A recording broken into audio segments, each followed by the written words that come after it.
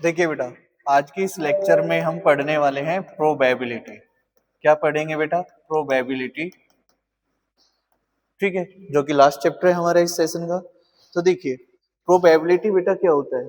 सबसे पहले चैप्टर का नाम है बेटा, चैप्टर के नाम के बारे में जान लेते हैं। प्रोबेबिलिटी क्या होता है बेटा? 10th क्लास से पढ़ रहे हैं हम कि प्रोबेबिलिटी मींस पॉसिबिलिटी और chances of occurrence of an event, occurrence and non occurrence of an event, कि किसी इवेंट के होने या ना होने के चांसेस कितने होंगे, उसके बारे में हम प्रोबेबिलिटी में पढ़ते हैं बेटा। ठीक है, तो यहाँ पर बेटा हम कुछ बेसिक टर्म्स होती है प्रोबेबिलिटी में। तो सबसे पहले वो टर्म्स है बेटा एक्सपेरिमेंट। फर्स्ट जो टर्म है बेटा हम पढ़ेंगे एक्सपेरिमेंट। एक्सपेरिमेंट क्या होता है बेटा वो जान लीजिए। मैं आपको टर्म्स डिफाइन कर रहा हूँ बेटा, ध्यान से सुनना है आपको। एक्सपेरिमेंट होता है बेटा, it is an operation which produce some well defined outcome, which produce some well defined outcomes का हो या रिजल्ट का हो। ठीक है, जैसे बेटा अगर मैं कॉइन को टॉस करता हूँ तो ये कुछ वेल डिफाइंड आउटकम प्रोड्यूस करेगा। एक कॉइन को टॉस किया तो ये हमें क्या आउटकम्स दे रहा है, हेड और टेल। ठीक है, डाइस को थ्रो किया तो बेटा ये क्या आउटकम देगा हमें, 1 2 3 4 5 6, या कोई ऐसी डाइस जिसपे हमने ABCDEF लिखा हुआ है बेटा, तो वो वाले आउटकम्स देंगे जो उस पर लिखा हुआ है। ठीक है, तो ये होता है हमारा एक्सपेरिमेंट। एक्सपेरिमेंट क्या होता है बेटा, an operation which produce some well defined outcome. Then इसके बाद हम पढ़ते हैं बेटा random experiment. Random experiment. Random experiment क्या होता है बेटा, ध्यान से सुनिए बेटा। दो तरीके के एक्सपेरिमेंट होते हैं, एक रैंडम एक्सपेरिमेंट और एक साइंटिफिक। साइंटिफिक एक्सपेरिमेंट में क्या होता है बेटा, आउटकम्स हमें प्री नोन होते हैं, एग्जैक्ट आउटकम हमें प्री नोन होते हैं। जैसे मैं आपको कहूं कि भाई अगर हम वाटर में इलेक्ट्रिसिटी पास करते हैं तो वो किस में इलेक्ट्रोलाइसिस प्रोसेस करते हैं, तो हमें पता है भी वो H2 और में क्या होता है, ब्रेक डाउन हो जाता है। ठीक है, जब वाटर में हम इलेक्ट्रिसिटी पास करते हैं तो हमें पहले से ही आउटकम्स मालूम है कि ये चीज होने वाली है बेटा, वो कहलाता है हमारा साइंटिफिक एक्सपेरिमेंट। और बात करें रैंडम एक्सपेरिमेंट की, तो रैंडम एक्सपेरिमेंट बेटा वो एक्सपेरिमेंट होते हैं जिसमें हमें एग्जैक्ट आउटकम का मालूम नहीं होता है, प्री नोन मालूम नहीं है। पॉसिबल आउटकम हमें मालूम होंगे लेकिन एग्जैक्ट कि भाई टॉस किया तो पहली बार में ही हेड आए या पहली बार में टेल आए, एग्जैक्ट आउटकम का मुझे प्री नोन नहीं होता है। पॉसिबल आउटकम्स हमें मालूम है बट एग्जैक्टनेस हमें मालूम नहीं होती है, तो वो एक्सपेरिमेंट कहलाते हैं आपके रैंडम एक्सपेरिमेंट। फिर उसके बाद टर्म आती है बेटा सैंपल स्पेस। सैंपल स्पेस क्या होता है, collection of all the possible outcomes of an experiment.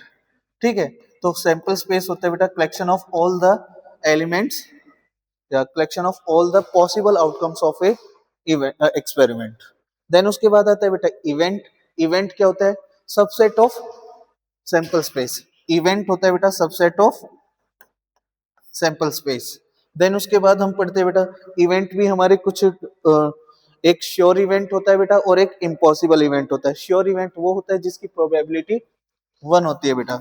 Sure event होता है बेटा जिसकी प्रोबेबिलिटी 1 होती है, उसको बोलते हैं श्योर इवेंट।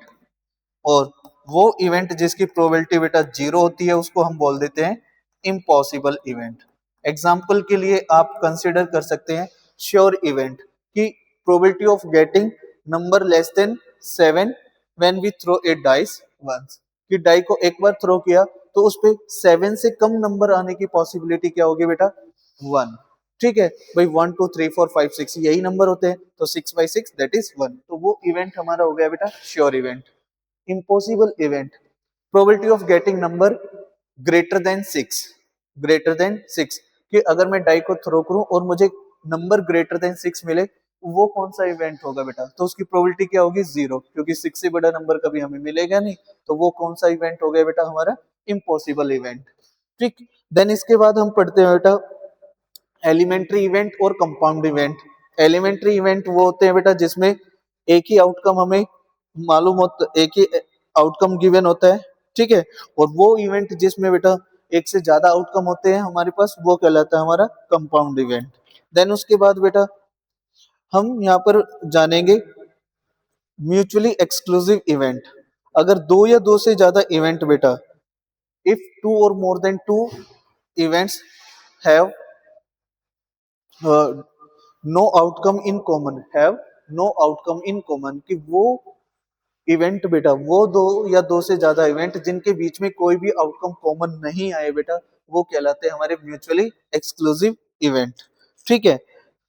और एक होता है बेटा एग्जॉस्टिव इवेंट, टू और more event are said to be exhaustive event if their union is equal to the sample space of experiment. कि अगर मेरे पास कोई ये सैंपल स्पेस है बेटा, इसके दो इवेंट ले लिए बेटा, एक इवेंट ई और एक एफ, इन दोनों की यूनियन बेटा किसके इक्वल आए, सैंपल स्पेस के, तो ये हमारा क्या कहलाएगा, एग्जॉस्टिव इवेंट। और अगर इन दोनों की इंटरसेक्शन बेटा एम्प्टी आती है तो ये कहलाते हैं हमारे म्यूचुअली एक्सक्लूसिव इवेंट। कि एक की अक्रेंस बेटा दूसरे की अक्रेंस को अफेक्ट करती है, एक होगा तो दूसरा नहीं होगा और दूसरा होगा तो पहले वाला नहीं होगा। ठीक है। जो यहाँ पे हम ये कह सकते हैं they can not occur simultaneously, कि वो साइमल्टेनियसली अकर नहीं होंगे बेटा वो। ठीक है। उसके बाद आता है बेटा इक्वली लाइकली आउटकम, वो आउटकम जिनकी प्रोबेबिलिटी क्या होती है बेटा, सेम होती है। जैसे मैंने एक कॉइन को टॉस किया, कॉइन को टॉस किया बेटा, तो उस पे या तो हेड आएगा या टेल आएगा, तो हेड आने की प्रोबेबिलिटी 1/2, टेल आने की प्रोबेबिलिटी 1/2। तो ये दोनों ही इवेंट क्या हो गए हमारे, इक्वली लाइकली आउटकम्स हो गए बेटा। ठीक है।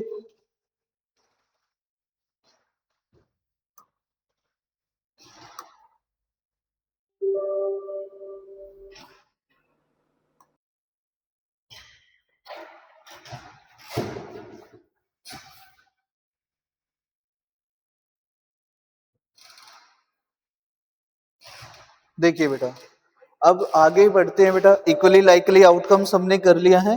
देन इसके बाद आते हैं बेटा classical and axiomatic approach of probability. Classical and axiomatic, classical and axiomatic approach of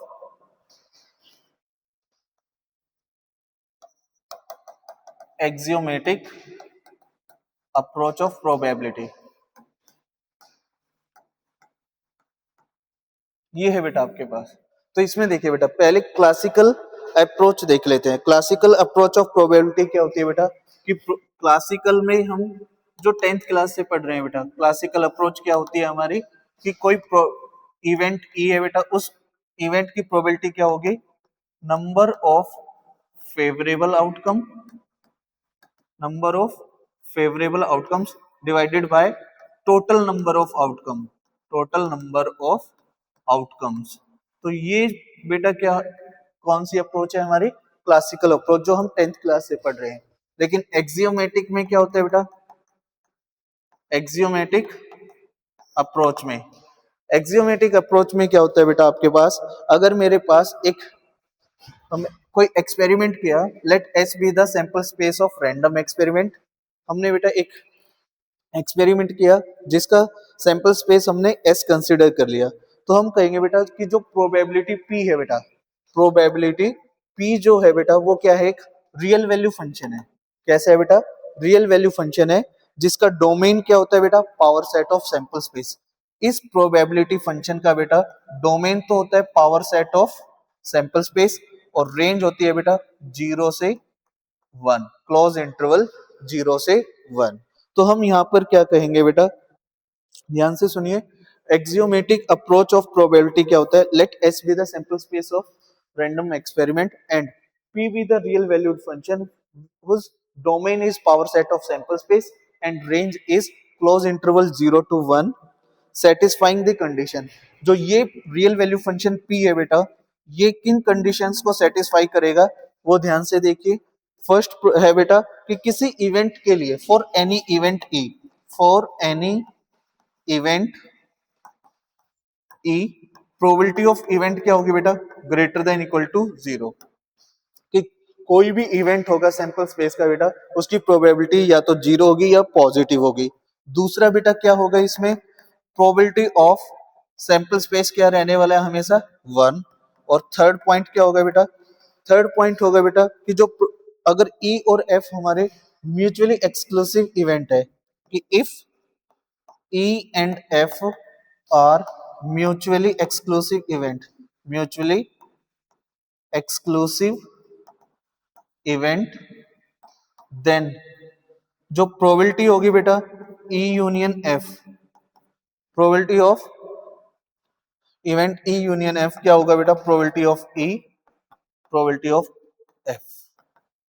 ये होता है हमारा एक्सियोमेटिक अप्रोच ऑफ प्रोबेबिलिटी। यहाँ पे क्या होगा बेटा, एक सैंपल स्पेस लेते हैं, रैंडम एक्सपेरिमेंट हमने कोई किया, उसका सैंपल स्पेस एस कंसीडर किया, वहां पर हम पी प्रोबेबिलिटी फंक्शन लेते हैं, ठीक है, जिसका डोमेन होता है power set of sample space and range होता है बेटा क्लोज इंटरवल 0 to 1। ये बेटा एक्सियोमेटिक अप्रोच कब कहलाएगी, जब ये सेटिस्फाई करेगा बेटा, ये जो फंक्शन है हमारा सेटिस्फाइंग कंडीशन 1 1 2 3 कि सभी इवेंट की प्रोबेबिलिटी बेटा ग्रेटर देन इक्वल टू 0 होनी चाहिए, सैंपल स्पेस की प्रोबेबिलिटी हमारी 1 होनी चाहिए। ई और एफ अगर म्यूचुअली एक्सक्लूसिव इवेंट है तो बेटा उनकी प्रोबेबिलिटी क्या होगी, union of E and probability of E union F क्या होगा, probability of E plus probability of F. ये हमारा बेटा अभी तक जो हमारा बेसिक यूज होने वाला था वो हमने पढ़ा है। एक आपको एक और बता दूं यहाँ पर रिजल्ट कि probability of occurrence of event E plus probability of non occurrence of event ई किसके इक्वल होता है, 1 के। ठीक है बेटा, तो यहीं से आप और पॉइंट बना सकते हैं भाई, अगर मुझे प्रोबेबिलिटी ऑफ इवेंट निकालनी है, क्या नॉन अक्रेंस गिवन है और इवेंट की निकालनी है बेटा, तो ये फॉर्मूला बनेगा। इवेंट की गिवन है, नॉन अक्रेंस वाली निकालनी है तो ये वाला फॉर्मूला बनेगा। तो ये सारी चीजें आपको पहले से ही मालूम है बेटा 10th क्लास में। एक और चीज आपको मालूम होगी कि जो प्रोबेबिलिटी होती है बेटा वो 0 से 1 के बीच में लाई करती है। ठीक है, एक और पॉइंट देख लेते हैं। अब यहाँ पर आते हैं बेटा जो क्वेश्चंस हम करने वाले हैं। एक ये बेटा यहाँ पे हम यूज करेंगे जो 11th क्लास में हम पढ़ चुके हैं, addition theorem on probability. Addition theorem बेटा, एडिशन थ्योरम हमारी क्या होती है बेटा, देखिए अगर ई और एफ दो इवेंट है बेटा, किसी एक्सपेरिमेंट को एसोसिएट कर रहे हैं, E and F be two events associated with the random experiment, then यहां पर हम कहेंगे बेटा क्या बनेगा, वो probability of E union F क्या होता है बेटा, probability of E plus probability of F minus probability of E intersection F. ये होता है बेटा हमारा addition theorem on probability for two event. E और एफ हमारे कैसे इवेंट है, ई और एफ बेटा हमारे दो इवेंट गिवन है जो किसी रैंडम एक्सपेरिमेंट को क्या कर रहे हैं बेटा, एसोसिएट कर रहे हैं, तो उनके लिए एडिशन थ्योरम ये होगा हमारा। अगर बेटा E and F, if E and F are mutually exclusive, mutually exclusive, अगर ये दोनों इवेंट बेटा म्यूचुअली एक्सक्लूसिव है, दैट मीन ई और एफ की जो इंटरसेक्शन है बेटा वो क्या हो जाएगी, एम्प्टी सेट। तो probability of E intersection F यहाँ पे क्या बन जाएगा, यहाँ पे 0। तो ये क्या कहेगा बेटा, अब probability of E union F क्या हो जाएगा हमारे पास, अगर दो इवेंट म्यूचुअली एक्सक्लूसिव होते हैं तो वो होगा बेटा प्रोबेबिलिटी ऑफ इंडिविजुअल इवेंट्स की प्रोबेबिलिटी का सम कर दीजिए आप। ई यूनियन एफ क्या हो जाएगा बेटा, probability of E plus probability of F. ये सब आपको बेटा मालूम होना चाहिए। ठीक है, अब बेटा यहां से देखिए जो क्वेश्चन ऑब्जेक्टिव क्वेश्चन पूछे जाते हैं वो एडिशन थ्योरम से ही पूछे जाते हैं मोस्टली, यहां से भी क्वेश्चन पूछ लिए जाते हैं। तो यहाँ पे आपसे पूछा जाएगा, देखिए मैं आपको बता दूं कि भाई कैसे देखना है, मैं एक दो आपको एग्जांपल देता हूं बेटा, बाकी आप फिर रिजल्ट देख लेना। दो इवेंट ले लिए बेटा ई और एफ, सैंपल स्पेस हमारा बेटा एस है। ठीक है, अब यहाँ पे देखिए मैं आपसे कहूं कि हमें प्रोबेबिलिटी निकालनी है बेटा ई इंटरसेक्शन एफ कॉम्प्लीमेंट, इसको बेटा कॉम्प्लीमेंट कहो या नोट एफ बोल सकते हो। ठीक है, इसका प्रोबेबिलिटी देखना है। तो यहाँ पे देखिए बेटा हमें ई का इंटरसेक्शन लेना है जो एफ के अंदर नहीं है, इसका मतलब है बेटा probability of E but not F, इसका मतलब क्या है बेटा, probability of E but not F. तो आप इसको क्या लिखेंगे बेटा, इसको बेटा हम और कैसे लिख सकते हैं, देखिए 11th क्लास में सेट थ्योरी में हमने पढ़ा था ए इंटरसेक्शन बी कॉम्प्लीमेंट, बार का मतलब है बेटा कॉम्प्लीमेंट, तो ये कैसे लिखा जाता है बेटा, ए माइनस बी लिखा जाता था। यहाँ पर हमने पढ़ा था। तो बस यहाँ पे प्रोबेबिलिटी ऑपरेट किया हुआ है तो प्रोबेबिलिटी लगा दो आप। अब प्रोबेबिलिटी की फॉर्म में देखें तो ये जो कॉम्प्लीमेंट का साइन है बेटा वो बार की फॉर्म में लिखा हुआ है, तो ये इसकी प्रोबेबिलिटी क्या हो जाएगी, जो इसकी प्रोबेबिलिटी होगी। तो a माइनस बी वाला कॉन्सेप्ट देखना है। a माइनस बी क्या होता था बेटा, वो एलिमेंट्स का कलेक्शन जो a के अंदर तो हो लेकिन b के अंदर ना हो। तो b के अंदर कौन से वाले नहीं होंगे, या फिर हम यहाँ पे कहें बेटा, अगर मुझे ई इंटरसेक्शन एफ कॉम्प्लीमेंट चाहिए, जो ई के अंदर हो एफ के अंदर ना हो। ई के अंदर ये सारे हैं बेटा, लेकिन एफ के अंदर इधर वाले हैं तो ये वाला स्किप कर देंगे। तो इसमें से ई माइनस क्या करोगे, ई, ये तो बन गया बेटा ई माइनस, ई के अंदर है लेकिन एफ के अंदर नहीं है। ये क्या लिखने वाले हैं हम, ई के अंदर तो होने चाहिए बेटा लेकिन एफ के अंदर नहीं होने चाहिए, तो हम कौन से वाला हटा देंगे, जो इन दोनों की इंटरसेक्शन में है। देखो भाई इसका मतलब है ए के अंदर होने चाहिए, एफ के अंदर नहीं होने चाहिए। तो हम क्या करेंगे, ई में से बेटा जो दोनों में आ रहे हैं ये वाला, ई के अंदर तो ये सारे आएंगे बेटा, ठीक है। तो हमें कौन से लेने हैं, ई के अंदर हो लेकिन एफ के अंदर ना हो, तो ये वाला बन जाएगा। ये आपके पास एडिशन थ्योरम से रिलेटेड कुछ रिजल्ट्स रहेंगे बेटा, इस वे में आपको करने होंगे, ठीक है। तो यहां से क्वेश्चन पूछ लिए जाते हैं, तो आप एक क्वेश्चन की हेल्प से समझिए बेटा। क्वेश्चन है सीबीएसई में आया हुआ क्वेश्चन है बेटा। क्वेश्चन है आपका, if A and B are two event such that, A और बी इवेंट है बेटा जिसमें प्रोबेबिलिटी ऑफ इवेंट ए है 0.4, प्रोबेबिलिटी ऑफ इवेंट बी है बेटा 0.3। आपको क्या करना है बेटा इसमें एक और चीज गिवन है, probability of A union B, probability of A union B है बेटा 0.6। क्वेश्चन है then find the probability of, find, आपको फाइंड आउट करना है बेटा probability of not B A but not B, ये हमें फाइंड आउट करना है बेटा। तो अभी आपने देखा कि इसको हम कैसे लिख सकते हैं कि भाई जो ए के अंदर हो बी के अंदर ना हो, ठीक है। इसको हम क्या लिखेंगे बेटा, ये हमारा क्या लिखा जाएगा, probability of A minus probability of A intersection B. That mean कि मुझे ये चीज हमें फाइंड आउट करनी है बेटा। ये चीज फाइंड आउट करनी है तो मुझे दो चीजों की रिक्वायरमेंट है, probability of A and probability of A intersection B. ये वाला हमें गिवन है बेटा, ये फाइंड आउट करना है। तो इन तीन की हेल्प से बेटा मैं क्या कर सकता हूँ, ये इंटरसेक्शन वाला फाइंड आउट कर सकता हूँ। तो हमारे पास क्या होगा बेटा, probability of A intersection B क्या होगी, probability of A, probability of B minus probability of A union B. A है बेटा 0.4, बी है 0.3 माइनस 0.6, तो ये आ जाएगा बेटा 0.7 माइनस 0.6 इक्वल टू 0.1। तो probability of A intersection B क्या आया बेटा यहाँ पर 0.1। अब आपको ये चीज फाइंड आउट करनी है तो इसमें पुट कर दीजिए, ए का कितना था बेटा 0.4 माइनस इंटरसेक्शन का आया 0.1, तो आंसर इज 0.3। ऐसे क्वेश्चन बेटा सीबीएसई में पूछ लिए जाते हैं, ठीक है। आगे बढ़ते हैं बेटा।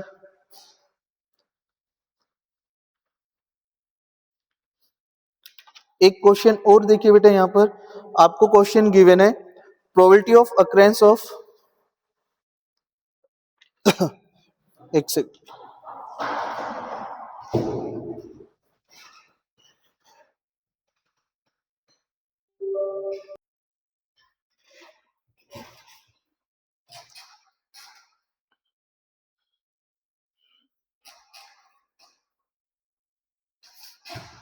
देखिए बेटा अब हम देखते हैं बेटा addition theorem for three events, addition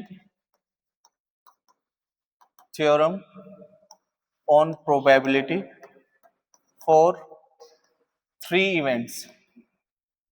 अगर आपको थ्री इवेंट्स गिवन है बेटा तो एडिशन थ्योरम हमारा क्या बनने वाला है। तो यहाँ पर आप बेटा थ्री इवेंट ले लीजिए, ई एफ जी हमारे थ्री इवेंट्स है बेटा। तो इनका प्रोबेबिलिटी क्या होगा बेटा, addition theorem E union F union G, ये क्या बनेगा बेटा, probability of E plus probability of F probability of G minus probability of E intersection F probability of E intersection F, F intersection G, F intersection G, और minus probability of G intersection E, plus में probability of E intersection F intersection G. ये होती है हमारी theorem of addition theorem for three events. अब बेटा इनको हम यहाँ पर आपको ध्यान देना है कि प्रोबेबिलिटी में हम यूनियन यूज करते हैं बेटा और के लिए, इंटरसेक्शन यूज करेंगे एंड के लिए। कहीं भी आपको प्रोबेबिलिटी में अगर और दिखे तो यूनियन यूज करना है, इंटरसेक्शन दिखे तो एंड। तो इसका मतलब है प्रोबेबिलिटी ऑफ ई और एफ और जी क्या होगा बेटा, probability of E plus probability of F plus probability of G minus probability of E and F minus probability of F and G, probability of G and E plus में probability of E and F and G. बना कैसे बेटा वो ध्यान से देखिए, ये ई है बेटा इवेंट, ये एफ है हमारा, और ये वाला है बेटा जी। ये बेटा थ्री इवेंट्स है किसी सैंपल स्पेस रैंडम एक्सपेरिमेंट है जिसका सैंपल स्पेस एस है बेटा। तो यहाँ पर देखिए कैसे लिखा जाए कि भाई ई एफ जी का यूनियन कैसे लिखा जाए। तो अगर बेटा मैं प्रोबेबिलिटी ऑफ ई चाहिए, मुझे ई को इंक्लूड किया तो 1 1 1 1 ये वाले आ जाएंगे हमारे पास। अगर मैं एफ को इंक्लूड करता हूं प्लस एफ किया प्रोबेबिलिटी ऑफ एफ, ये 1 ये 1 ये वाला पार्ट एक बार और आया, ये भी एक बार और आ गया बेटा। देन प्रोबेबिलिटी ऑफ जी, ये 1 ये 2 टाइम, ये 3 टाइम, ये 2 टाइम। लेकिन बेटा हम जब प्रोबेबिलिटी निकालते हैं तो सभी पोर्शन हमारे एक एक बार आने चाहिए। तो यहाँ पे देखो ये बाहर वाले पोर्शन तो हमारे 1 1 टाइम है बेटा, बाकी देखो 2 और 3 टाइम है। मुझे एक बार चाहिए तो मैं क्या करूंगा, पहले ई इंटरसेक्शन एफ, जो ये वाला पोर्शन है बेटा, देखिए ये जो पोर्शन है हमारा, ये है हमारा ई इंटरसेक्शन एफ। ठीक है, इसको एक बार चाहिए तो देखो एक बार सब्ट्रैक्ट कर दिया तो एक बार ये ई बच गया और ये 2 बच जाएगा। अब एक 3 था तो एक बार सब्ट्रैक्ट हो गया ये वाला पोर्शन। अब एफ इंटरसेक्शन जी करे बेटा, एफ और जी के लिए बेटा ये वाला पोर्शन है, तो इसको एक बार सब्ट्रैक्ट करेंगे तो बेटा ये वाला पोर्शन एक बार सब्ट्रैक्ट होगा तो ये एक बार बचेगा, और ये फिर से एक सब्ट्रैक्ट होके एक बार बच गया। ठीक है, फिर जी इंटरसेक्शन ई, जी और ई के लिए बेटा ये वाला पोर्शन है हमारा।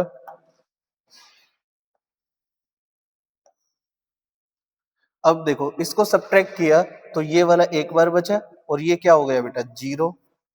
तो इसका मतलब सारे पोर्शन हमारे एक एक बार आ रहे हैं, बचा ये 0 वाला, तो इसको हम क्या कर रहे हैं, इसको भी एक बार चाहिए तो एक बार इसको हम ऐड कर देंगे। इन तीन इंटरसेक्शन को सब्ट्रैक्ट करते हैं, इसको ऐड करते हैं, उसका रीजन बेटा ये है हमारे पास। ठीक है, तो ये हमारी एडिशन थ्योरम थी बेटा इवेंट्स के लिए, जो कि हम 11th तक कर चुके हैं। अब हमारा 12th का जो टॉपिक स्टार्ट होता है बेटा, वो यहाँ से स्टार्ट होगा कंडीशनल प्रोबेबिलिटी से। जो टॉपिक हमारा 12th का स्टार्ट हो रहा है बेटा, ये थोड़ा बेसिक हमारे यूज होना था इसलिए आपको बताया। अब हम स्टार्ट करते हैं बेटा conditional probability. Conditional probability, conditional probability क्या होता है बेटा, देखिए नाम से ही पता लग रहा है आपको। अगर मेरे पास बेटा कोई एक्सपेरिमेंट है, हमने कोई एक रैंडम एक्सपेरिमेंट किया, उसका सैंपल स्पेस एस जनरेट कर लिया। अब उस एस सैंपल स्पेस से देखिए बेटा, ये हमने कोई एक्सपेरिमेंट किया, उसमें बेटा उसके सैंपल स्पेस हमने एस बनाया। इसके बेटा कोई दो इवेंट ले लिए, एक इवेंट ई ले लिया बेटा, एक इवेंट एफ ले लिया। ठीक है, एक इवेंट हमने एफ कंसिडर कर लिया, दो इवेंट ले लिए बेटा। ठीक है, तो हम यहाँ पर कहेंगे कि जो एफ है बेटा,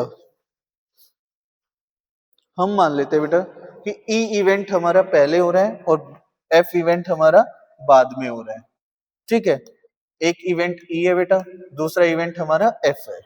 ठीक है, यहाँ पे देखिए बेटा, हम मान लेते हैं ये सैंपल स्पेस है। मान लो हमने बेटा एक एग्जाम्पल की हेल्प से समझते हैं इसको। हमने क्या किया बेटा, एक डाई को रोल किया, एक डाइस को बेटा रोल किया तो सैंपल स्पेस बना 1 2 3 4 5 6, ये सैंपल स्पेस बना बेटा। अब इसमें ई इवेंट हमने कंसिडर कर लिया getting a number greater than 3। E event हमने कंसिडर किया बेटा getting number greater than 3, number greater than 3। तो बेटा इसके आउटकम्स क्या हो जाएंगे 4, 5, 6। और एफ इवेंट हमने मान लिया बेटा getting an even number, getting an even number. ठीक है, एफ इवेंट हमने मान लिया बेटा गेटिंग एन इवन नंबर। तो इसमें आउटकम आ गया बेटा 2, 4, 6। ठीक है, अब यहां से देखिए बेटा, ध्यान से समझना है कॉन्सेप्ट को, कंडीशनल प्रोबेबिलिटी। हमने क्या किया बेटा, एक एक्सपेरिमेंट किया जिसमें हमने एक डाइस को थ्रो किया, उसके पॉसिबल आउटकम क्या है बेटा, जो सैंपल स्पेस में लिखे हुए 1, 2, 3, 4, 5, 6। फिर हमने क्या किया बेटा, इसमें से दो इवेंट बनाए। एक इवेंट बनाया E, that is getting number greater than 3, and दूसरा इवेंट हमने कंसिडर किया बेटा गेटिंग एन इवन नंबर। अब यहाँ पर देखिए बेटा, हमें क्या करना है बेटा, इसको हम यहाँ पे मान लेते हैं कि जो इवेंट एफ है बेटा वो ई के बाद अकर होता है, कि एफ अकर्स आफ्टर ई। हम मान लेते हैं बेटा कि जो इवेंट एफ है वो ई इवेंट के बाद अकर होता है। तो पहले ई इवेंट हो चुका है, कौन सा हो चुका है बेटा, ई इवेंट। भाई हमने डाई को थ्रो किया और उसमें प्रोबेबिलिटी निकाल रहे हैं गेटिंग नंबर ग्रेटर देन 3, 4, 5, 6। क्या हो गया बेटा 4, 5, 6। ठीक है, और एफ इवेंट बाद में होता है और वो कहता है getting an even number, that is 2, 4, 6। तो अगर मैं इनको सेपरेट सेपरेट देखूं तो यहाँ पर हम देख रहे हैं कि भाई अगर सेपरेटली इन इवेंट्स को देखें तो दोनों के अलग अलग आउटकम है। लेकिन कंडीशनल प्रोबेबिलिटी में क्या होता है, अगर बेटा एक इवेंट पहले होता है और बाद में होने वाली प्रोबेबिलिटी निकाली जाए। ठीक है, अगर मैं आपसे कहूं मुझे निकालना है, भाई हमने मान लिया कि एफ इवेंट बेटा बाद में हो रहा है, ई पहले हो रहा है। तो मैं यहाँ पे लिखूंगा, कैसे लिखा जाएगा, प्रोबेबिलिटी, मुझे किसकी प्रोबेबिलिटी निकालनी है, देखो एफ अकर्स आफ्टर ई। पहले कौन सा हो चुका है, ई हो चुका है, बाद में कौन हो रहा है बेटा एफ। तो मैं यहाँ पे लिखूंगा प्रोबेबिलिटी ऑफ एफ निकाल रहा हूं बेटा, कब, जब ई हमारा ऑलरेडी हो चुका है। Probability of F when E has already occur. ठीक है, तो यहाँ पर बेटा हम ये लिखेंगे कि probability of F when E has already occurred. अब देखिए, आप यहाँ ये बताइए मुझे, अगर ई इवेंट पहले अगर हो चुका होगा तो क्या उसका एफ की प्रोबेबिलिटी पे कुछ इफेक्ट आएगा। अगर इफेक्ट आता है तो ये नया कॉन्सेप्ट अराइज हो गया, नहीं आता है तो हम कहेंगे कि हम गलत ट्रैक पे चल रहे हैं। तो यहाँ पर आप देखोगे बेटा, अगर मैं आपसे कहूं कि भाई ई इवेंट मेरा ऑलरेडी हो चुका है तो मुझे कौन से आउटकम मिले 4, 5, 6। ई इवेंट अकर हुआ तो हमें ये मिला बेटा। अब ये कहता है कि अब ये इवेंट अकर होने के बाद मुझे इवन नंबर कौन से मिलेंगे, तो वो कौन से नंबर मिलेंगे बेटा जो में दोनों में आ रहे हैं। दैट मीन कहने का मतलब ये है कि यहाँ पर कंडीशनल प्रोबेबिलिटी में क्या होता है बेटा, जो इवेंट अकर हो चुका होता है वो क्या बन जाता है, नए इवेंट के लिए सैंपल स्पेस। वो किसका काम करता है बेटा, सैंपल स्पेस का काम करता है। अगर मुझे प्रोबेबिलिटी किसकी निकालनी है, एफ की, जब ई अकर हो चुका है तो इसका फॉर्मूला तो होता है बेटा probability of E intersection F upon में प्रोबेबिलिटी ऑफ ई। ये होता है हमारा कंडीशनल प्रोबेबिलिटी। क्या कि प्रोबेबिलिटी हमें निकालनी है एफ इवेंट का when E has already occurred. तो वो क्या होगा बेटा, probability of E intersection F upon में प्रोबेबिलिटी ऑफ एफ ई। ठीक है, तो यहाँ पर देखो, अगर एफ अकर हो रहा है बेटा बाद में, ई ऑलरेडी हो चुका है, तो एफ के अकरेंस से पहले हम यहाँ पर देख रहे हैं एफ इवेंट के होने से पहले डाइस पे कौन से नंबर अपीयर हो चुके हैं 4, 5, 6। अब उनमें बेटा देखेंगे इवन कौन से हैं। तो इवन कौन से हो जाएंगे बेटा, एफ इवेंट के लिए फेवरेबल आउटकम कौन से हो जाएंगे फिर 4 एंड 6। तो यहां से हम क्या कहेंगे बेटा, अगर मुझे कभी भी कंडीशनल प्रोबेबिलिटी निकालनी है तो जो मेरा इवेंट अकर हो चुका है वो मैं नए इवेंट के लिए क्या कर दूं, सैंपल स्पेस कंसीडर कर सकता हूं। आप इस फॉर्मूले की हेल्प से भी कर सकते हैं या लॉजिकल वे में भी कर सकते हैं। फॉर्मूले की हेल्प से देखें तो बेटा मैं ई इंटरसेक्शन एफ और निकाल लेता हूं, वो क्या बनेगा हमारा 4 एंड 6। तो अब यहां पर देखिए बेटा, प्रोबेबिलिटी ऑफ ई क्या है 1/2, प्रोबेबिलिटी ऑफ एफ क्या है, सॉरी ई इंटरसेक्शन एफ, वो क्या है बेटा 2/6 दैट इज 1/3। तो यहाँ पर हम रखेंगे तो हमारा क्या बनेगा बेटा, ये 1/3 अपॉन में 1/2। तो इसको सिंप्लीफाई करेंगे तो क्या आ जाएगा बेटा 2/3। और वही आपका यहां से आने वाला है बेटा, देखिए इसने कहा find the probability of getting an even number when getting number greater than 3 already occurred. तो बेटा यहाँ पर ये सैंपल स्पेस हो गया, इसमें इवन नंबर आने की प्रोबेबिलिटी है 2/3, ये हो गया। ठीक है, तो 4 और 6 हमारे इवन नंबर है बेटा, तो यही तो इवन नंबर है। टोटल आउटकम कितने 3 है, 4 5 6, तो प्रोबेबिलिटी क्या हो गई बेटा 2/3। तो कंडीशनल प्रोबेबिलिटी का कॉन्सेप्ट क्लियर हुआ बेटा यहाँ पर। ठीक है, यहाँ पर हम एक चीज और मेंशन करते हैं कि यहाँ पे बेटा जो इवेंट होगा ई, उसकी प्रोबेबिलिटी क्या हो जाएगी नॉन जीरो। हमेशा क्या रहनी चाहिए बेटा, नॉन जीरो होनी चाहिए। अगर ये जीरो हो गया तो ये नॉट डिफाइन हो जाएगा। तो आप यहाँ पे लिख सकते हैं कि जो प्रोबेबिलिटी ऑफ, इसको रीड करते हैं बेटा, probability of F when E has already occurred किसके इक्वल होता है, probability of E intersection F upon में प्रोबेबिलिटी ऑफ ई। ठीक है बेटा, अब इसके क्वेश्चंस करते हैं। यहाँ से बेटा काफी क्वेश्चन पूछे जाते हैं कंडीशनल प्रोबेबिलिटी से, तो मैं आपको क्वेश्चन लिख सॉल्व कराता हूं बेटा कंडीशनल प्रोबेबिलिटी के। जो क्वेश्चन सीबीएसई में आए हुए हैं वही क्वेश्चन हम बेटा यहाँ ट्राई कर रहे हैं। जैसे क्वेश्चन है हमारा, आपको फाइंड आउट करना है, फाइंड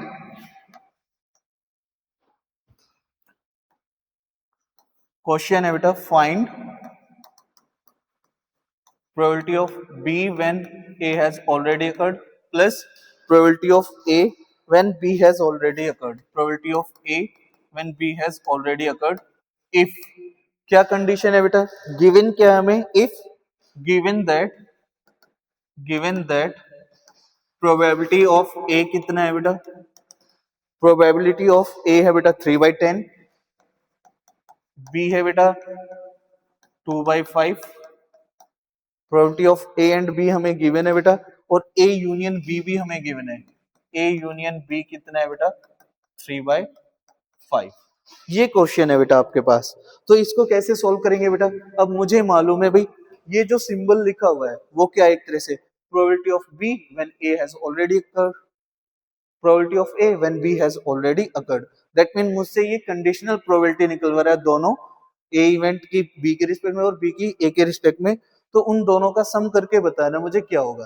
तो बेटा हमें पता है इसके लिए भी मुझे, इसके लिए अब मुझे किसकी रिक्वायरमेंट होगी, ए इंटरसेक्शन बी की, क्योंकि प्रोबेबिलिटी ऑफ ए और बी तो हमें ऑलरेडी गिवन है, इंटरसेक्शन की निकालनी है तो उसके लिए सॉल्यूशन लिख लेते हैं बेटा। क्या होगा, probability of A intersection B क्या होगा बेटा, probability of A plus probability of B minus probability of A union B.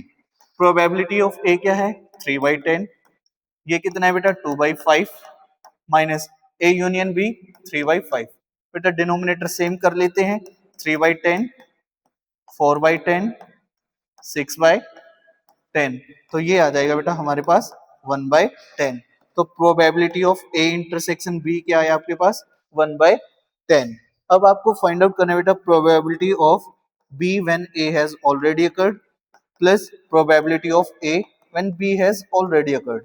तो बेटा इसके लिए फॉर्मूला बन जाएगा probability of A intersection B upon में प्रोबेबिलिटी ऑफ ए प्लस यहाँ भी probability of A intersection B upon में प्रोबेबिलिटी ऑफ बी।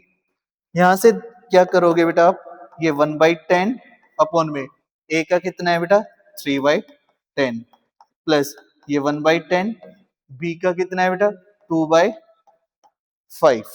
सॉल्व कर लेते हैं, ये 10 से 10 कैंसिल, इसको बेटा मैं 4/10 में कन्वर्ट कर लेता हूं, 10 से 10 कैंसिल, तो 1/3 प्लस 1/4, ये आ जाएगा बेटा 7/12। एलसीएम लेके आप सॉल्व करोगे तो ये कितना आएगा बेटा 7/12। आपका सीबीएसई में पूछा हुआ क्वेश्चन है कंडीशनल प्रोबेबिलिटी से रिलेटेड। 2 नंबर में भी पूछ सकते हैं बेटा, 1 नंबर में भी पूछ सकते हैं इस टाइप का क्वेश्चन। तो इस टाइप के क्वेश्चन आप सॉल्व करना बेटा यहाँ पे। ठीक है, अब ये तो बेटा सिंपल क्वेश्चन है, अब करेंगे हम इसके वर्ड प्रॉब्लम वाले क्वेश्चन जो कि पूछे जाते हैं। ठीक है, अब वर्ड प्रॉब्लम वाले क्वेश्चंस की बात करें तो पहला क्वेश्चन करते हैं बेटा, देखिए इधर।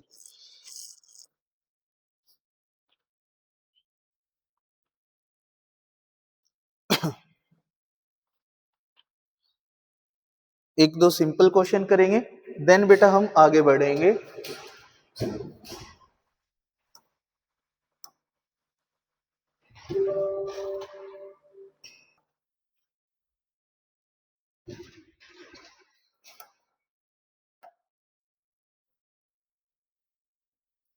नेक्स्ट क्वेश्चन देखिए बेटा, नेक्स्ट जो क्वेश्चन है बेटा वो यहां पर देखिए। क्वेश्चन है, a coin is toss three times, a coin is toss three times, coin is toss three times, determine determine probability of E when F has already occurred, where E event is, E है बेटा यहाँ पर at most two tail, at most two tails, और F है बेटा यहाँ पर at least one tail, at least one tail। तो दोनों के बेटा पहले एलिमेंट्स लिख लो आप। ठीक है, एटमोस्ट टू टेल्स, ज्यादा से ज्यादा बेटा दो टेल आए वो हमें लिखना है। तो यहाँ पर देखिए बेटा, अगर मैं सैंपल स्पेस बनाना चाहूं तो यहां पर लिख लेता हूं sample space, head head head head, tail tail tail tail, head head tail tail, head tail head tail head tail head tail. बेटा ये आपने जब एक कॉइन को थ्री टाइम जब टॉस करते हैं तो ये 8 पॉसिबल आउटकम्स आपको मिलेंगे बेटा। अब ये कहता है एटमोस्ट टू टेल्स, तो ई के जो आउटकम्स है बेटा वो लिखे जाएंगे, ज्यादा से ज्यादा दो टेल होने चाहिए। ठीक है, कम से कम कितने भी चले बेटा। ठीक है, तो बेटा जिसमें थ्री टेल्स है वो वाला हटा दो, बाकी सारे इसमें पॉसिबल होंगे। एटमोस्ट टू टेल का मतलब बेटा ज्यादा से ज्यादा दो टेल होने चाहिए, अगर किसी में थ्री टेल्स आ रहे हैं वो हटा दो आप। तो एटमोस्ट टू टेल्स वाले में तो आएगा बेटा हमारे पास ये 7 हो जाएंगे। कौन से, इसने कहा एटमोस्ट टू टेल्स, तो बेटा ई, ई के लिए तो बेटा आप इसको स्किप कर दो, ई वाले इवेंट के लिए बेटा आप इसे स्किप कर लो। ई वाले में ये हट गया, तो प्रोबेबिलिटी ऑफ ई क्या हो जाएगी बेटा, प्रोबेबिलिटी ऑफ ई, या ये कहें number of element in E event में क्या होंगे बेटा हमारे पास 7। कितने हो गए बेटा 7। अब ये कहता है प्रोबेबिलिटी, सॉरी एफ वाला देखो, एटलीस्ट वन टेल, कम से कम एक टेल होना चाहिए, ज्यादा से ज्यादा कोई भी चले। तो बेटा हमें वो वाला इवेंट हटा देना है जिसमें एक भी टेल ना हो, क्योंकि कम से कम एक का मतलब है एक तो होना चाहिए, ज्यादा से ज्यादा कितने भी हो सकते हैं। तो इसमें बेटा ये वाला स्किप कर दो, तो यहाँ के लिए ये वाला हट जाएगा जिसमें एक भी टेल नहीं है, एक भी टेल नहीं है, तो यहाँ पे कितने पॉसिबल आउटकम होंगे, इसने कहा एटलीस्ट वन टेल, कम से कम एक टेल हो बेटा, उसके लिए ये वाला हो जाएगा। अब यहाँ पर बेटा देखिए, ये चीज समझ में आई आपको। मैं यहाँ पे ये कह रहा हूं कि भाई जो एफ इवेंट है उसमें ये हट जाएगा, ई इवेंट में बेटा ये वाला हट जाएगा, तो जो दोनों में कॉमन आ रहे हैं वो कौन से बेटा, ये वाले आ जाएंगे, बचे हुए क्या है, दोनों में कॉमन है। तो यहाँ पे देखो हमें प्रोबेबिलिटी निकालनी थी बेटा, probability of E when F has already occurred. इसने कहा बेटा एटलीस्ट वन टेल, ये वाला पहले हो चुका है, ये वाला पहले हो चुका है, तो बेटा ये वाला आउटकम हट जाएगा। तो हमारे पास जो अब नया सैंपल स्पेस आएगा वो बेटा ये 7 रहेंगे। अब इनमें से बेटा फेवरेबल कौन से हैं, ई में बेटा कौन सा नहीं है, ये वाला नहीं है, तो टोटल कितने थे? 7। टोटल फेवरेबल आउटकम कितने बेटा? 7। ठीक है, टोटल आउटकम 7। रेड वाला ई में नहीं होगा तो बचे कितने? 6। तो कंडीशनल प्रोबेबिलिटी क्या हो जाएगी बेटा इसकी? 6/7। कंडीशनल प्रोबेबिलिटी में मैंने आपको पहले ही बताया था, जो इवेंट बेटा पहले हो चुका है वो वाला क्या बनता है, दूसरे वाले के लिए सैंपल स्पेस का काम करेगा। तो एफ मेरा ऑलरेडी हो चुका था, तो एफ में कौन से आए? ये 7 एलिमेंट। तो ये 7 एलिमेंट हमारे सैंपल स्पेस का काम कर रहे हैं। अब ई वाले इवेंट में जिसकी हमें प्रोबेबिलिटी निकालनी है बेटा एफ के रिस्पेक्ट में, तो उसमें बेटा ये वाला आउटकम नहीं है। टोटल इन 7 में से ये वाला हमें हटाना है। तो कौन से फेवरेबल हो गए? 6। तो क्या हो जाएगा? 6/7। या तो आप इस क्वेश्चन को इस वे में देखिए, अदरवाइज बेटा आप फॉर्मूले की हेल्प से कर सकते हैं। ये क्या आ जाएगा? Probability of E when F has already occurred, E intersection F और प्रोबेबिलिटी ऑफ एफ। ठीक है बेटा, तो यहां पर देखिए ई इंटरसेक्शन एफ में तो आ जाएगा आपके पास, ई इंटरसेक्शन एफ में बेटा वो 6 element, head head tail, head tail head, head tail tail, tail head head, tail head tail and tail tail head. ये आपके पास ई इंटरसेक्शन एफ हो गए 6 आउटकम्स। ठीक है बेटा, और प्रोबेबिलिटी ऑफ एफ में क्या हो जाएगा हमारे पास? सिर्फ इसको छोड़ के बाकी ये सारे 7। तो वो क्या हो जाएगा? ये 6 आ गया और इसका 6/8, और एफ की क्या हो जाएगी बेटा? 7/8। दोनों को हम क्या कर, यहां से बेटा 8 से 8 कैंसिल, तो आंसर इज 6/7। इस वे में भी आप इस क्वेश्चन को कर सकते हैं। आगे बढ़ते हैं बेटा।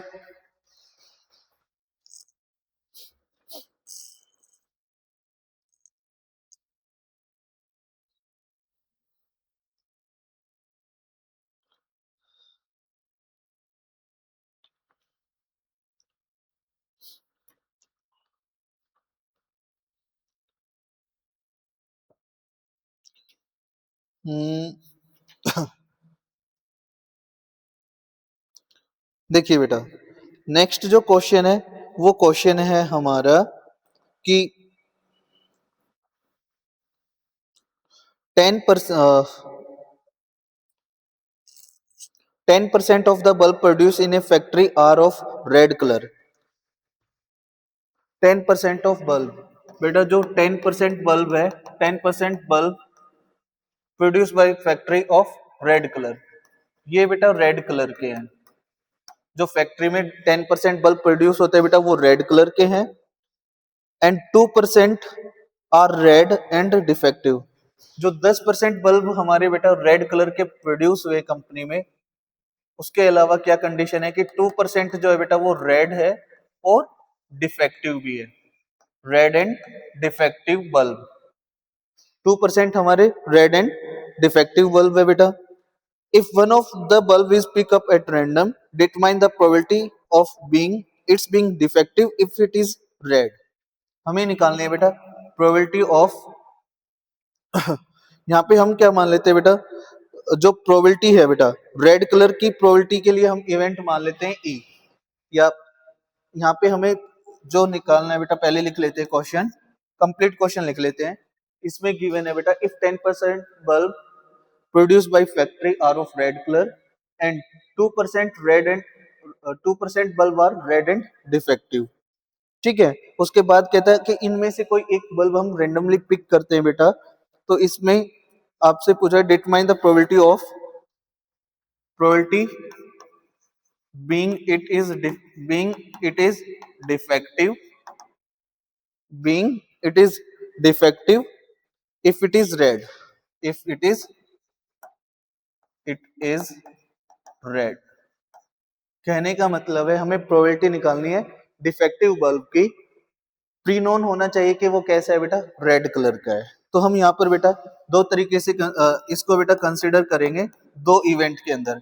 एक इवेंट ई कंसिडर कर लेते हैं बेटा, इवेंट ई मान लेते हैं, let event E, E event हमने मान लिया बेटा getting bulb, getting bulb of red colour, getting bulb of red colour, F event मान लिया बेटा, getting bulb are defective, getting bulb या getting a defective bulb, getting a defective bulb. अब यहां देखिए बेटा, event E, getting bulb of red colour. तो company में बेटा जितने भी हमारे बल्ब बन रहे हैं उनमें से कितने रेड थे, 10%। तो 10% जो बल्ब है बेटा वो हमारे कैसे हैं, रेड कलर के हैं।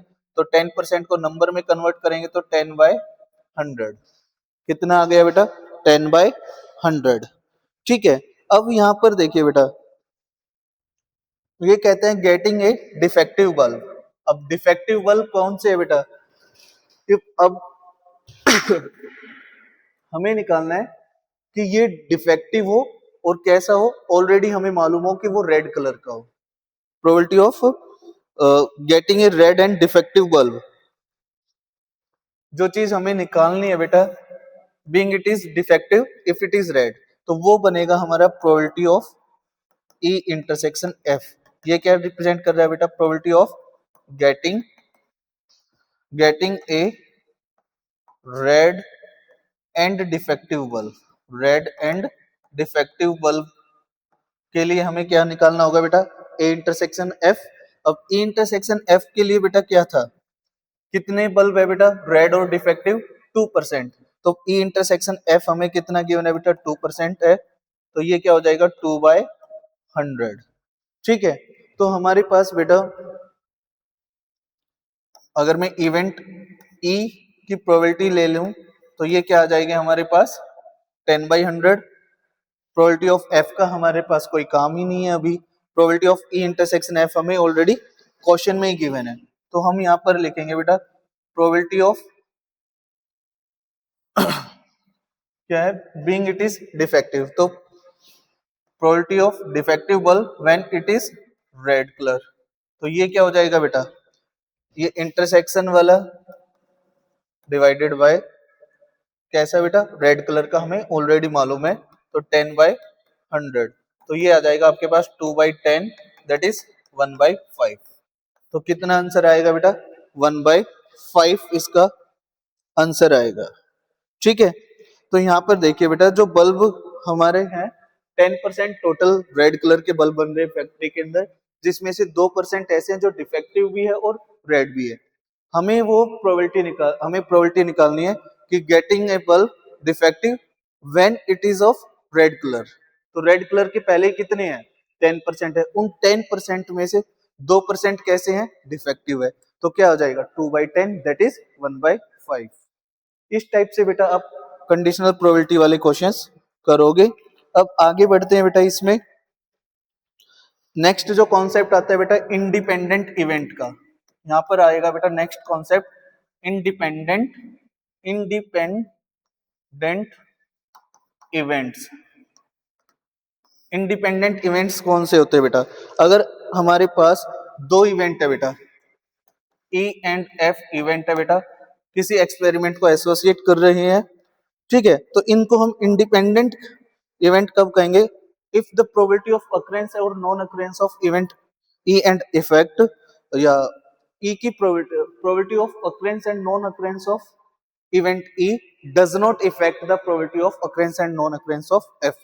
कहने का मतलब क्या है बेटा इसमें, कि ये दोनों इवेंट हमारे इंडिपेंडेंट कब होंगे, जब ये एक दूसरे की होने या ना होने की प्रोबेबिलिटी को अफेक्ट ना करे। ठीक है, तो यहाँ पर हम क्या लिखेंगे बेटा, ये इंडिपेंडेंट इवेंट कब होंगे बेटा, probability of E when F has already occurred. ये किसके इक्वल हो जाए, प्रोबेबिलिटी ऑफ ई के, क्योंकि एफ पे डिपेंड ही नहीं है बेटा, एफ पर ये डिपेंड ही नहीं है। या तो ये हो जाए या फिर probability of F when E has already occurred क्या हो जाए बेटा, probability of F. Conditional probability क्या हो जाए, सेम जिस इवेंट की हम निकालना चाह रहे हैं वही हमारी बन जाए। ठीक है, अब बेटा अगर मैं इसको कंसीडर करूं तो यहाँ से क्या इंप्लाई कर सकता हूँ भाई, या तो ये कंडीशन या ये, तो इनमें से किसी एक को प्रूव कर लेते हैं। अब इसको क्या लिख सकते हैं बेटा, probability of intersection F upon में प्रोबेबिलिटी ऑफ एफ, और इधर क्या है बेटा, प्रोबेबिलिटी ऑफ ई। ये आ जाएगा probability of E intersection F किसके equal, probability of E into में प्रोबेबिलिटी ऑफ एफ। तो बेटा दो इवेंट हमारे ई और एफ इंडिपेंडेंट कब होते हैं, जब बेटा किसी एक की अक्रेंस दूसरे की अक्रेंस को अफेक्ट ना करे, अक्रेंस और नॉन अक्रेंस को अफेक्ट ना करे।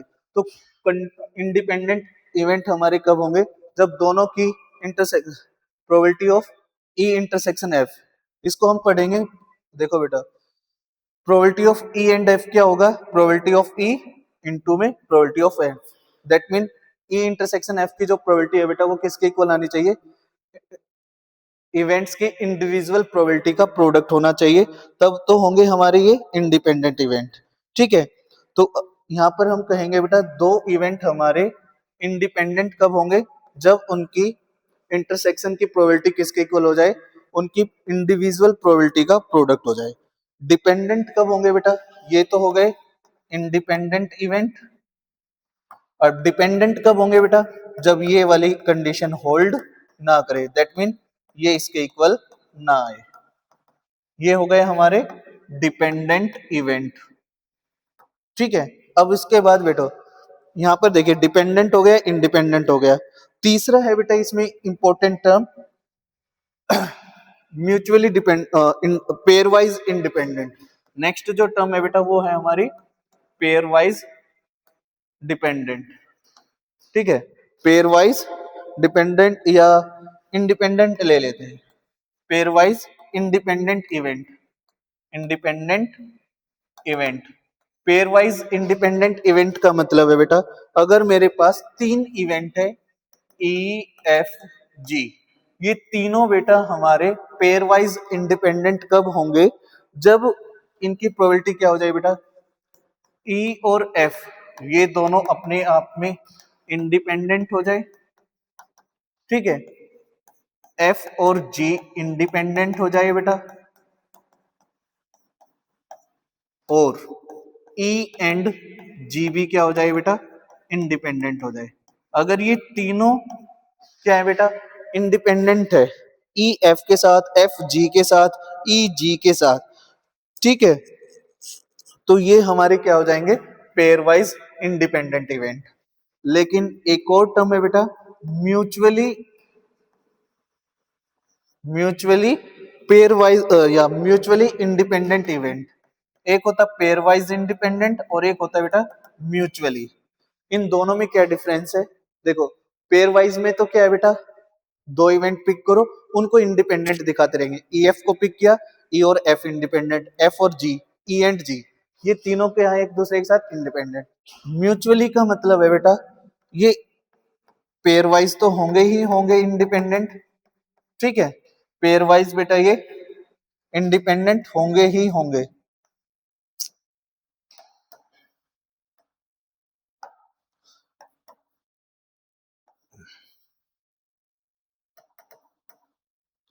Probability of E F, probability of F G, F और जी एक दूसरे के साथ इंडिपेंडेंट, जी और ई एक दूसरे के साथ इंडिपेंडेंट। ठीक है, और ये तीनों भी आपस में बेटा क्या होने चाहिए, इंडिपेंडेंट होने चाहिए। ठीक है, तो probability of E, probability of F, probability of G. एक होता है पेयर वाइज इंडिपेंडेंट, दूसरा होता है बेटा म्यूचुअली इंडिपेंडेंट। पेयर वाइज कब होंगे, जब कोई भी दो इवेंट हम पिक कर रहे हैं वो इंडिपेंडेंट हो। म्यूचुअली कब है बेटा, कि वो तीनों तो पेयर वाइज तो होंगे ही होंगे, साथ साथ ये फोर्थ कंडीशन भी होल्ड करे, तब हम बोलते हैं ये इवेंट कैसे होंगे, म्यूचुअली इंडिपेंडेंट इवेंट होंगे। ठीक है, तो अब यहाँ पर देखिए बेटा जो क्वेश्चन यहाँ पर हमारे सीबीएसई में पूछे जाते हैं उनको चेक करते हैं। पहला क्वेश्चन है आपका, देखिए पेयर वाइज और सॉरी इंडिपेंडेंट और डिपेंडेंट इवेंट से भी बेटा क्वेश्चंस पूछे जाते हैं। मैं आपको क्वेश्चन देता हूं, event E and F such that, दो इवेंट है बेटा ई और एफ, ई की प्रोबेबिलिटी है 1/2, एफ की प्रोबेबिलिटी है बेटा 7/12। ठीक है, और क्या गिवन है बेटा, प्रोबेबिलिटी ऑफ नॉट ई और नॉट एफ, नॉट ई और नॉट एफ, ये कितना गिवन है बेटा आपको 1/4।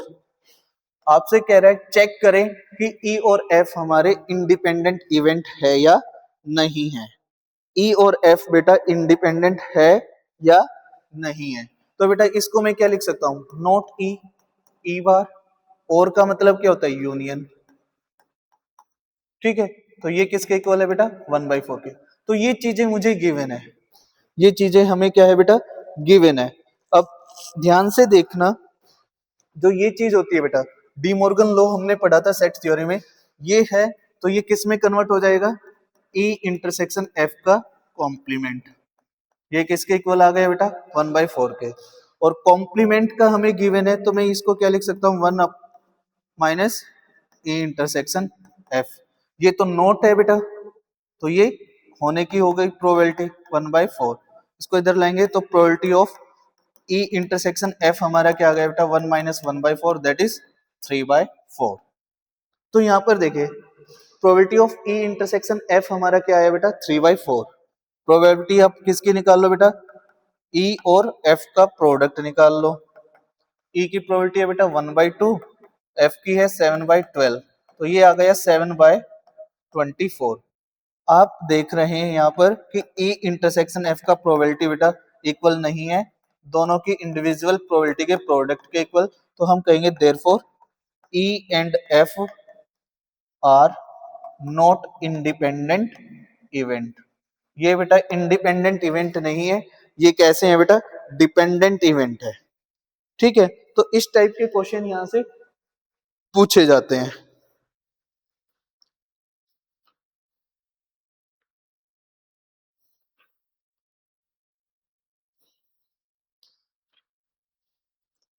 जैसे एक और क्वेश्चन देख लीजिए, डिपेंडेंट इंडिपेंडेंट से रिलेटेड एक क्वेश्चन और देख लेते हैं बेटा यहाँ पर कि a fair coin and an unbiased die are tossed. एक कॉइन और एक डाई को बेटा थ्रो किया जाता है।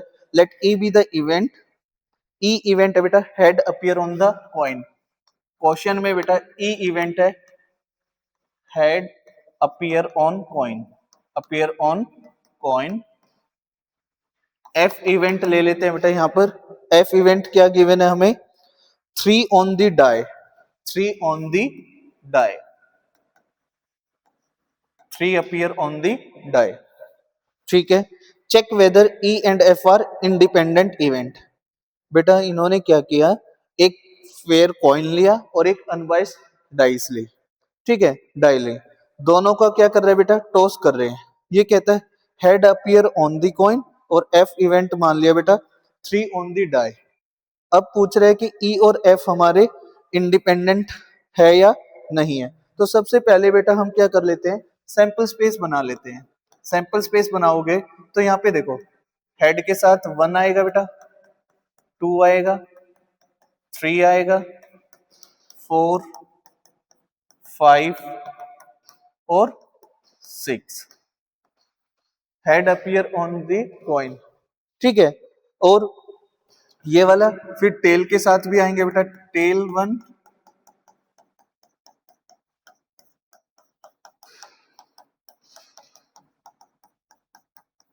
ये सैंपल स्पेस बनने वाला है बेटा कि हेड किस पे जो सैंपल स्पेस है एक कॉइन को और एक डाई को बेटा थ्रो कर रहे हैं। तो कॉइन पे तो हेड और टेल आ सकते हैं और डाई पे क्या आ सकते हैं बेटा 1 से लेकर 6। तो हेड के साथ 1 2 3 4 5 6, टेल के साथ 1 2 3 4 5 6, ये तो हो गए सैंपल स्पेस। अब ई इवेंट है बेटा head appear on coin, head क्या है बेटा अपीयर कर रहा है इन पे, तो इसमें क्या हो जाएगा ये हेड वाले सारे ले लो,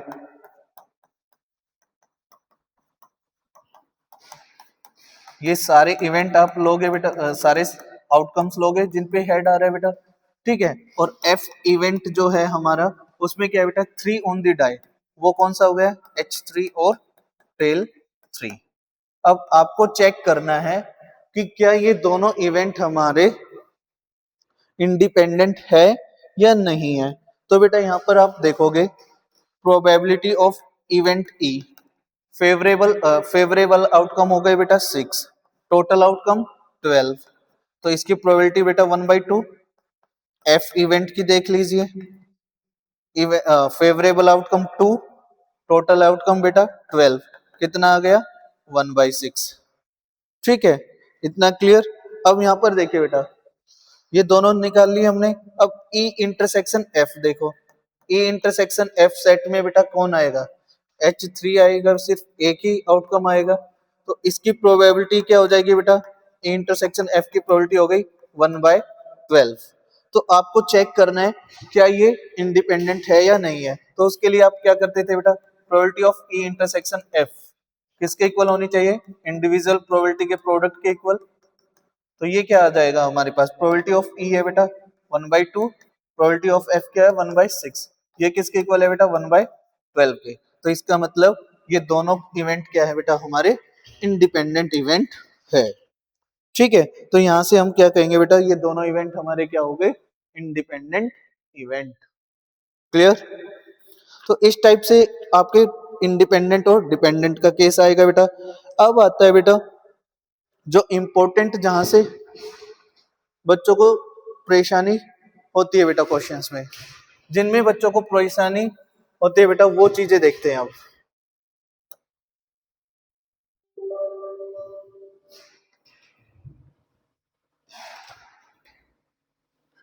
देखिए बेटा, मोस्ट ऑफ द बच्चों को कहाँ दिक्कत आती है, इन टाइप के क्वेश्चंस में, जो कि रिलेटेड है बेटा हमारे मल्टीप्लिकेशन थ्योरम ऑन प्रोबेबिलिटी से।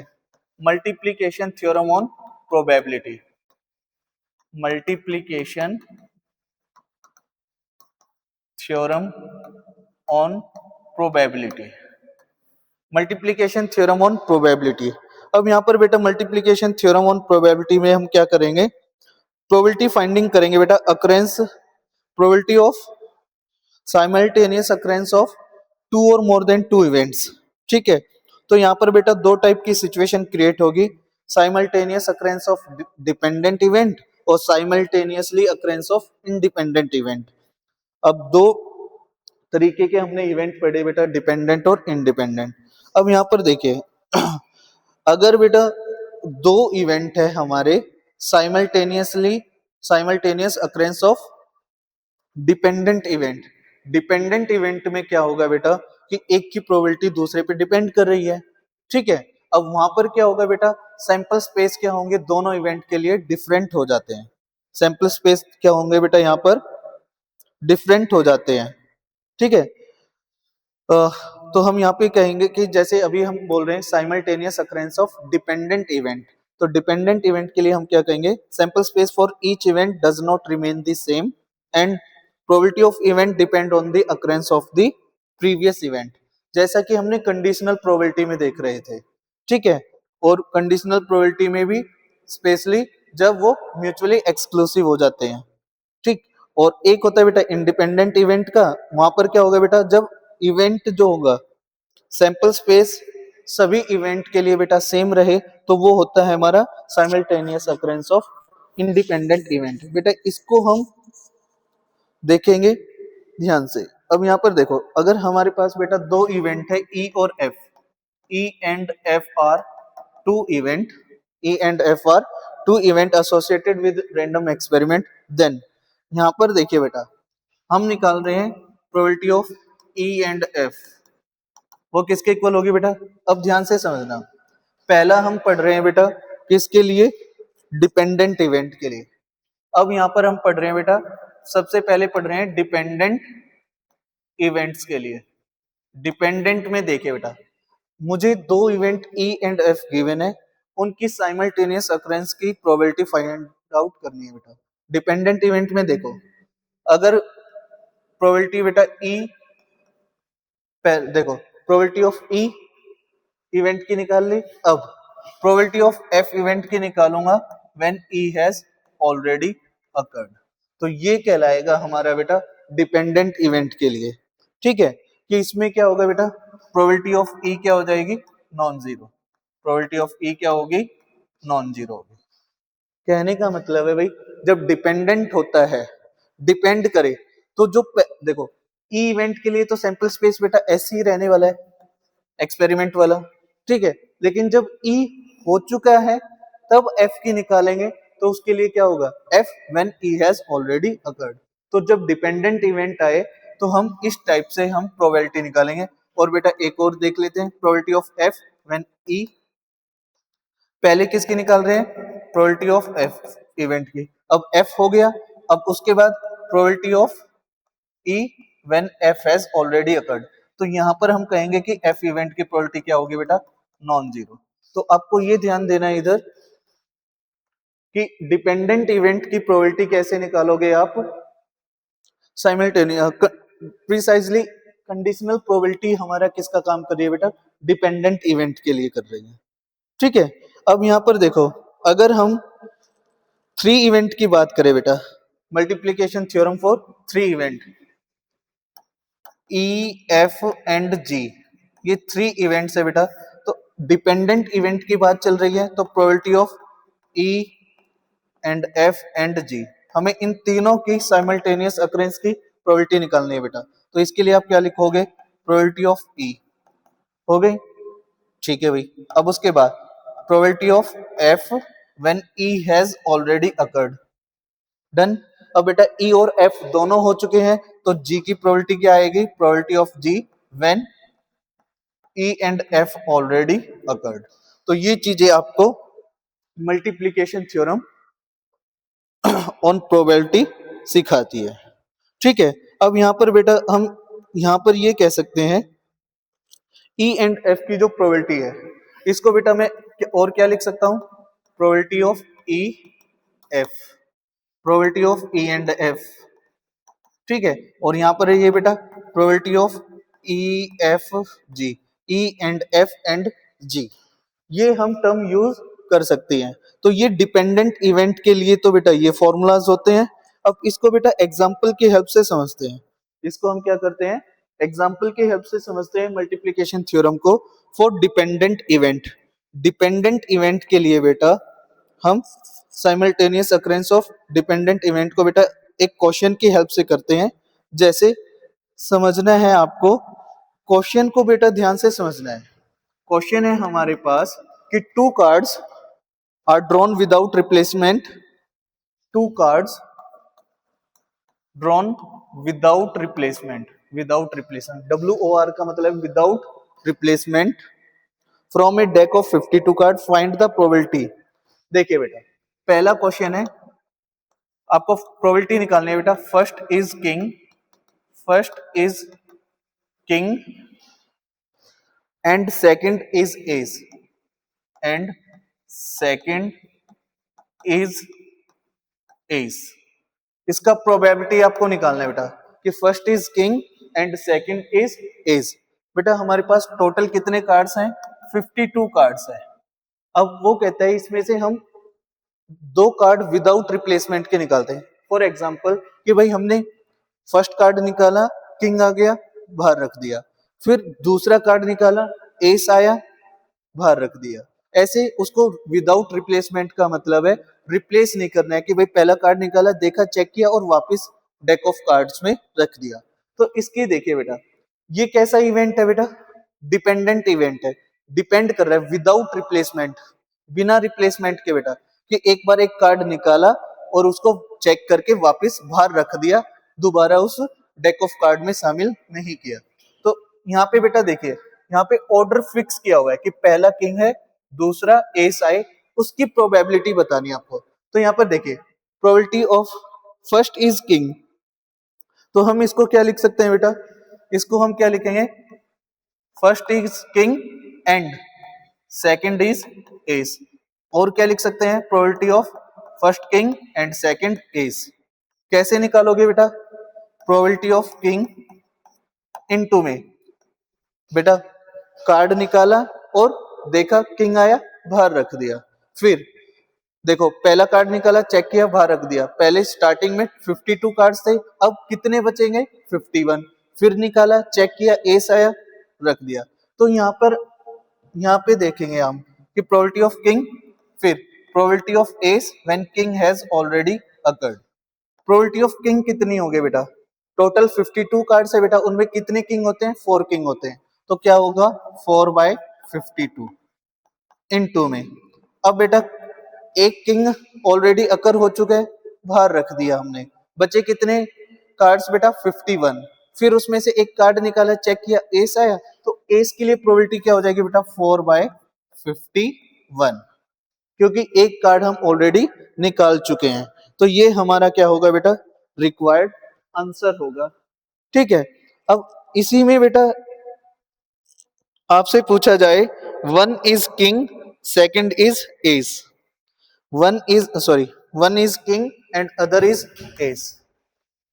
नेक्स्ट जो टाइप है बेटा क्वेश्चन की, वो क्या फ्रेमिंग हो सकता है? Probability of one is king and other is S. हमें ये प्रोबेबिलिटी निकालनी है बेटा कि हमने 2 कार्ड निकाले, उनमें एक किंग निकले और एक एस निकले। तो यहाँ पर आप देखिए बेटा, लैंग्वेज से ही आपको मालूम हो रहा है कि भाई इसने ऑर्डर फिक्स नहीं किया है, इसने ऑर्डर फिक्स नहीं किया है। तो हम क्या करेंगे बेटा? अकॉर्डिंगली दोनों 2 केसेस बनेंगे। भाई हमने क्या किया, इसने कहा कि one is king other is S, पहला पत्ता निकाला, किंग निकला, रख दिया। दूसरा पत्ता निकला, एस निकला। तो या तो पहले किंग आएगा फिर एस, और दूसरा केस क्या हो सकता है बेटा कि पहले एस आए फिर किंग आए। तो उसके लिए आप क्या लिखोगे कि एक केस तो बनेगा बेटा, देखिए, प्रोबेबिलिटी ऑफ किंग इनटू में probability of S when king has already occurred. तो पहला केस तो बेटा ये हो गया, ठीक है। दूसरा केस क्या बनेगा? Plus probability of S, probability of king when S has already occurred. या इसको हम ऐसे भी कर सकते हैं, प्रोबेबिलिटी ऑफ पहले किंग आए फिर एस आए, प्लस पहले एस आए फिर किंग आए। उसको बेटा फिर हम इस वे में लिख देते हैं। तो यहाँ पे बेटा आपको लैंग्वेज को पिक करना है, इसको यहाँ पे बेटा क्या करना है? लैंग्वेज को पिक करना है और उसके अकॉर्डिंग आपको क्वेश्चंस को सॉल्व करना है। तो यहाँ पे ये क्या हो जाएगा बेटा? 4/52 इंटू में 4/51 प्लस 4/52 इंटू में 4/51। इसको और कैसे लिख सकते हैं? 2 टाइम्स 4/52 4/51। ठीक है। अब यहाँ पे बेटा देखिए, ये किया हमने, लैंग्वेज को समझना है। यहाँ जब ऑर्डर फिक्स है बेटा तो हम सिंपली ऐसे कर देते हैं, जब ऑर्डर फिक्स नहीं होता है तो हम उसको पहले ऑर्डर फिक्स करेंगे, देन उसको सिंप्लीफाई करेंगे। ठीक है। तो ये हमारा क्या हो जाएगा बेटा? रिक्वायर्ड आंसर हो जाएगा। ठीक है।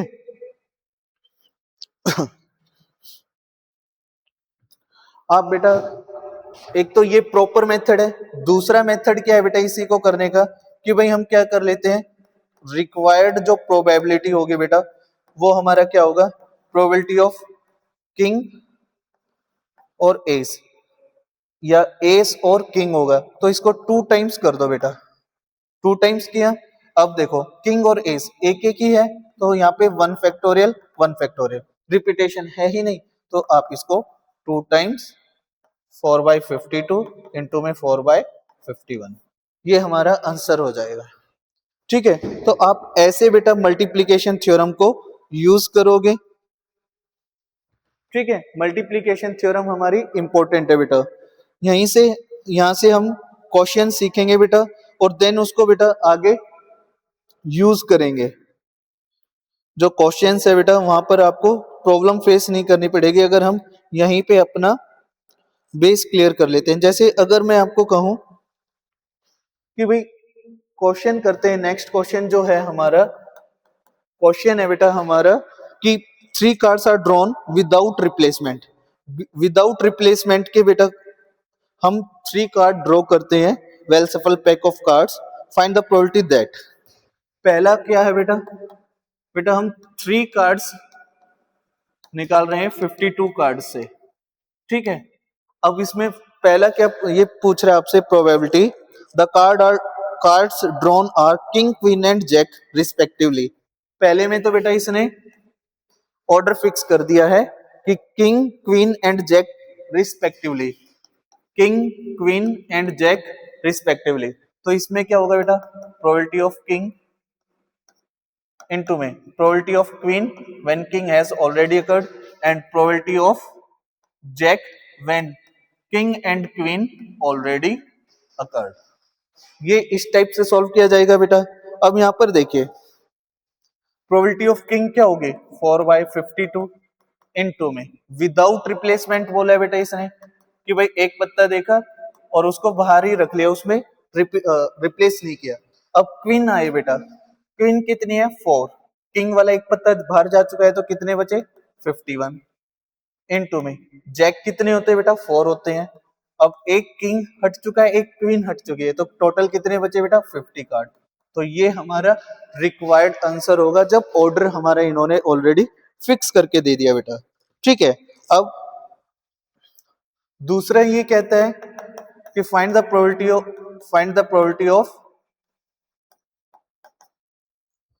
Probability getting a king, find the probability the cards are drawn king queen and Jack.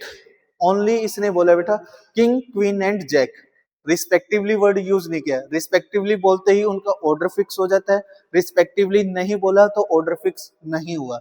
यहाँ पे आपको 3 केसेस बनाने होंगे. अब बेटा या तो 3 केसेस बनाओ या आप उसको ओनली 3 से मल्टीप्लाई. देखिए भाई probability of king queen jack. ठीक है.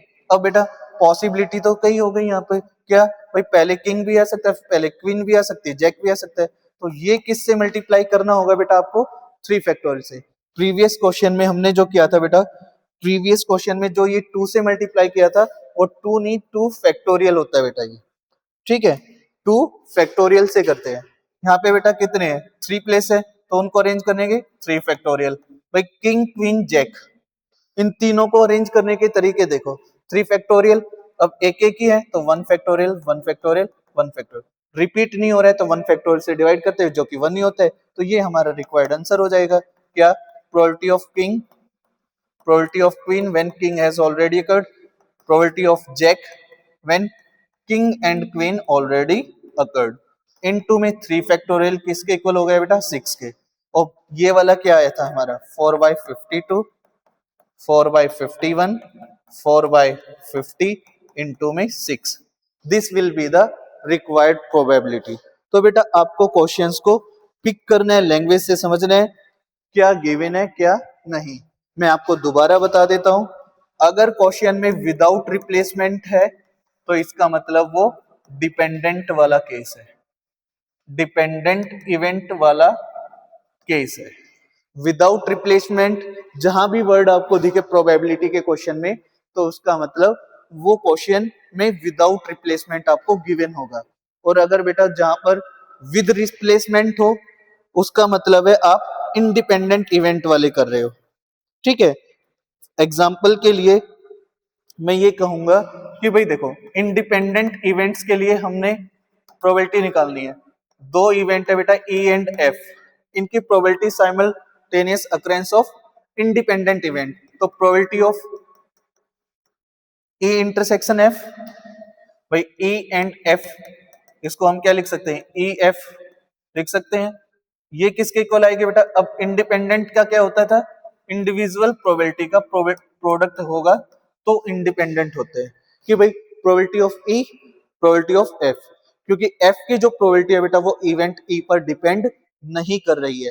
तो जहां पर आपको विद रिप्लेसमेंट वाला क्वेश्चन दिखे तो वहां आपको क्या यूज करना है इंडिपेंडेंट इवेंट वाली अक्रेंस वाली मल्टीप्लीकेशन थ्योरम. ठीक है बेटा. अगर हम 3 इवेंट्स की बात करें तो probability of E F G क्या हो जाएगा probability of E probability of F probability of G. ये है इंडिपेंडेंट इवेंट्स के लिए. एक क्वेश्चन मैं आपको बता दूं बेटा, देन हम मल्टीप्लिकेशन थ्योरम को फिनिश करके बाकी का जो रिमेनिंग पोर्शन बचेगा वो हम नेक्स्ट क्लास में करेंगे बेटा. ठीक है. तो एक क्वेश्चन कर लेते हैं इससे रिलेटेड. क्वेश्चन है हमारा, जो क्वेश्चन है बेटा वो ये है हमारा कि 2 cards are drawn with replacement. यहाँ पे क्या है बेटा 2 कार्ड्स हम ड्रॉन कर रहे हैं बेटा वेल्सफल डेक ऑफ कार्ड से विद रिप्लेसमेंट, विद रिप्लेसमेंट. ठीक है. 2 कार्ड निकाले और उनको रिप्लेस कर रहे हैं बेटा. तो यहाँ पर हमें प्रोबेबिलिटी निकालनी है. पहला है बेटा probability of first is king, second is S, first is king, second is S, order fix है बेटा, ऑर्डर फिक्स है तो हम इसको first is king second is S, तो इसकी probability of king, probability of S, ये यूज करेंगे। अब यहां पर देखो बेटा विद रिप्लेसमेंट कहा है इसलिए हम ऐसा कर रहे हैं, क्यों? देखिए बेटा दो कार्ड निकाले हमने, पहला किंग आना चाहिए तो किंग आने की प्रोबेबिलिटी 4/52। भाई हमने कार्ड निकाला, देखा विद रिप्लेसमेंट, देखकर किंग आया, उसको वापस रखा डेक ऑफ कार्ड में, तो फिर से वो कितने बन गए 52। अब एस आने की प्रोबेबिलिटी 4/52, तो this will be the required answer. ठीक है बेटा, तो इस टाइप से आप ये करने वाले थे। अब इसमें बेटा अगर हमें ये कह दे कि प्रोबेबिलिटी किसका बेटा, one is king and other is S, one is king and other is S, यहां पर देखिए बेटा, अब देखो विद रिप्लेसमेंट का केस है बेटा।